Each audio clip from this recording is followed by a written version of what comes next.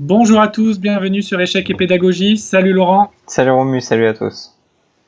Alors, c'est le week-end, donc comme d'habitude, une étude pour commencer la journée. Donc, c'est une composition du très pas célèbre Merkin, qui date de 1928. Donc, le trait est au blanc, et malgré un matériel extrêmement réduit, les blancs gagnent. Donc, comme d'habitude, on vous invite à mettre sur pause la vidéo et ensuite comparer avec la solution que Laurent va nous exposer.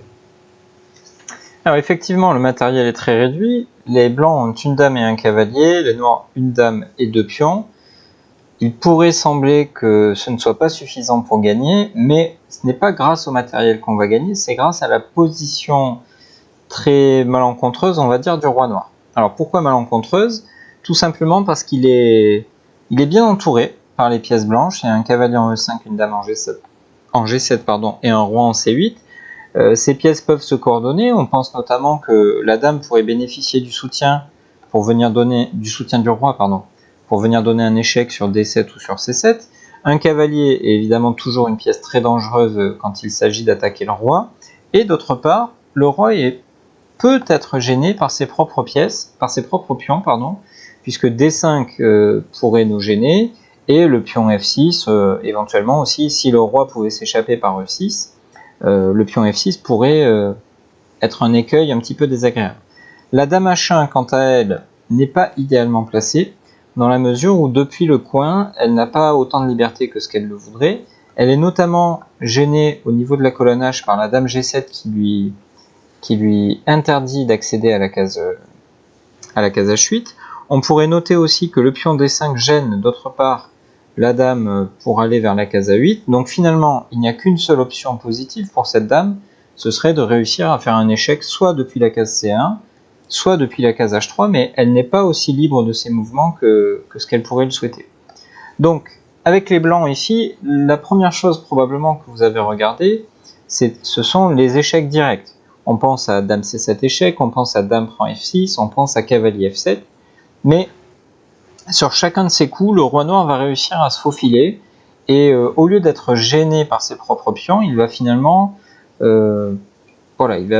réussir à s'échapper et à se cacher éventuellement derrière ses pions, au lieu d'être gêné par ceux-ci. Donc ça, on va vous laisser en prendre conscience par votre propre analyse, et on va plutôt se pencher sur le bon coup de cette position, qui est le coup extrêmement difficile à envisager, cavalier D3. Alors pourquoi est-ce que c'est un coup difficile à envisager? Déjà parce que ça ne fait pas échec, alors qu'on aurait eu envie très probablement pour s'en prendre au roi adverse de faire échec, et d'autre part, on est en train de donner ce cavalier comme on va le voir dans la solution. Alors quelle est notre idée basique? D'une part, c'est d'éviter de perdre le cavalier immédiatement, puisque le roi l'a attaqué, mais surtout, c'est de créer une menace de mat avec un réseau un petit peu inhabituel, sachant que le roi servirait à défendre la dame et que le cavalier servirait à tenir les cases de fuite du roi sur C5 et sur E5. Alors pourquoi est-ce que j'ai dit que c'était délicat?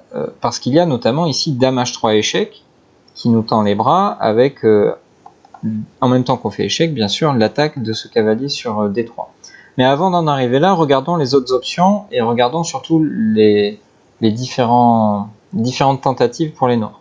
On comprend bien que dame C1 échec n'est plus à l'ordre du jour, puisqu'il y aurait simplement cavalier prend C1. Donc on pourrait penser à essayer de s'enfuir. Alors Romu, qu'est-ce qui se passerait si les noirs essayaient par exemple le coup roi C6? Alors, c'est une tentative de fuite qui va échouer assez rapidement par le coup dame B7.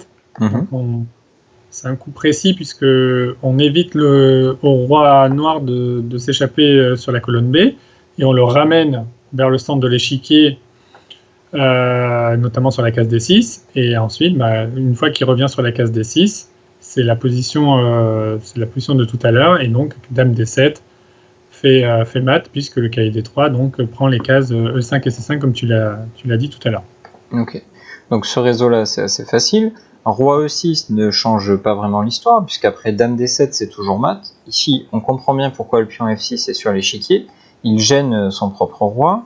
Les différents coups de pion n'apporteraient pas grand chose, Et finalement, on se retrouve avec une seule possibilité. On va revenir à la position après le premier coup. On se retrouve avec une seule possibilité, c'est d'accepter le cavalier finalement en jouant, en tout cas d'accepter de faire la double attaque en jouant dame h3 échec. Ok. Après dame h3 échec, roi d8. Évidemment, la ligne principale de l'étude de cette solution, c'est de jouer dame prend cavalier. Mais à nouveau, on pourrait s'interroger sur d'autres tentatives. Est-ce que roi c6, encore une fois, pourrait faire mouche, sachant qu'il n'y a plus dame b7? Alors, le danger de laisser le cavalier sur l'échiquier, c'est que, coordonné avec l'action de la dame, le roi noir va se retrouver tout seul face à ce dangereux tandem, dont on a déjà vanté les mérites maintes et maintes fois. Et donc, après roi c6, on va jouer, bien sûr, dame c7 échec, roi b5, dame c5 échec. On voit que la chasse au roi se poursuit. Donc sur roi A4, la balade du roi se termine par dame B4. Et sur roi A6, là encore une fois, c'est une fin assez classique. La dame noire s'occupe des cases noires, enfin la dame blanche, pardon, qui est sur case noire, s'occupe donc des cases noires, et le cavalier va s'occuper des cases blanches avec cavalier B4, échec, roi B7, dame B5, échec. Et on voit qu'alternativement, la dame et le cavalier s'échangent les rôles pour contrôler soit les cases blanches, soit les cases noires. Et donc après roi A7, cavalier C6, roi A8 et dame A6 ou dame B8 fait mat. Là, on constate effectivement cette magnifique coordination entre la dame et le cavalier, et même le roi blanc participe en coupant un petit peu la route vers la colonne C. Donc roi C6 ne sauve rien du tout. Si on se contente de déplacer la dame, disons sur F5, parce qu'on a peur pour notre pion F6, ici on va se faire mater un petit peu de la même façon que précédemment, avec dame C7 échec qui contraint le roi à aller sur E6, et on retrouve notre fameux réseau de maths avec dame D7, donc ça ne va pas. Est-ce qu'on pourrait tenter, Romu, de donner une case de fuite supplémentaire au roi avec le coup D4? Alors ouais, on peut tenter, mais avec un œil averti, on s'aperçoit que la case D5 n'est pas vraiment une case tranquille pour le roi noir, parce que le roi s'exposerait à une fourchette sur F4 avec la dame H3. Et donc il suffit de forcer donc, le roi noir à aller sur cette case pour gagner la partie. Et c'est le cas après dame C7 échec qui force roi D5. Bien sûr sur dame E6, sur roi E6, pardon, il y aurait encore une fois dame D7 qui termine la partie. Et donc sur roi D5, comme je viens de le dire, le roi vient sur une case de fourchette et donc cavalier F4 gagne la partie. Ok, donc on se rend compte que les noirs n'ont pas le choix finalement, hein. On leur a demandé de faire échec, ensuite on leur demande de prendre le cavalier, et à chaque fois ils doivent se laisser téléguider. Mais ici justement, si on a pensé au coup cavalier D3 lorsqu'on réfléchissait à la position initiale, il est très facile et très humain de se dire, bon bah, je n'ai plus qu'une seule dame, j'ai donné une grande partie de mon avantage puisque j'ai cédé le cavalier, et donc je passe à autre chose. Mais il faut savoir persister, hein. Ça c'est quand même un élément extrêmement important lorsqu'on cherche la solution tactique d'une position, que ce soit une étude ou pas une étude.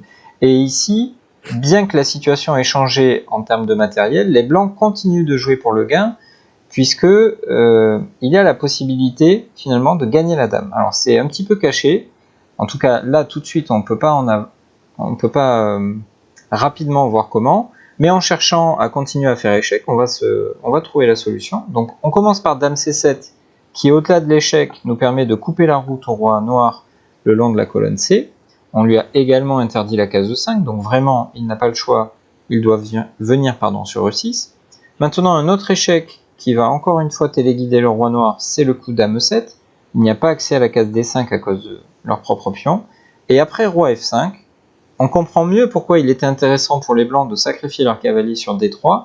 La dame n'est pas défendue sur cette case, elle est alignée avec son roi, et donc, petite brochette, dame H7 échec, va nous permettre de déguster la dame D3. Tu nous as ouvert l'appétit avec tout à fait. ta dégustation. Merci Laurent pour nous avoir présenté de manière très claire cet exercice qui s'apparente presque à de la géométrie, hein, en fait. à chaque fois, ce sont des alignements malheureux ou des cases de fourchette qui traînent, et du coup, le roi noir n'a pas trouvé d'abri sûr au milieu de ses pions. Il est gêné par ses propres pions. Donc oui, ça rappelle un peu de la géométrie. Donc c'est très belle étude de Merkin. Donc on espère qu'elle vous aura plu, que vous l'avez trouvée. Et si ce n'est pas le cas, il ne faut pas se décourager.